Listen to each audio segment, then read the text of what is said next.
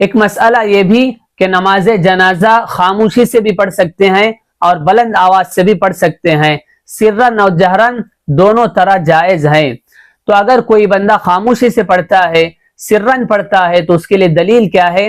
ابو امامہ الباہلی رضی اللہ تعالی عنہ بیان کرتے ہیں السنہ فی الصلاة علی الجنازہ، کہ نماز جنازہ میں سنت یہ ہے ان یقرأ فی التکبیرۃ الاولی، کہ پہلی تکبیر کے بعد بأم القرآن مخافتۃ، کہ سورۃ ام القرآن یعنی سورۃ الفاتحہ اس کو آہستہ سے خاموشی سے پڑھنا ہے۔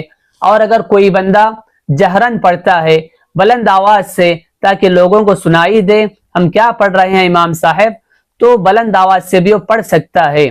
اس کے لیے دلیل کیا ہے؟ طلحہ بن عبداللہ بن عوف رضی اللہ تعالیٰ عنہ بیان کرتے ہیں صلیت خلف ابن عباس رضی اللہ تعالیٰ عنہ علی جنازہ، میں نے ابن عباس رضی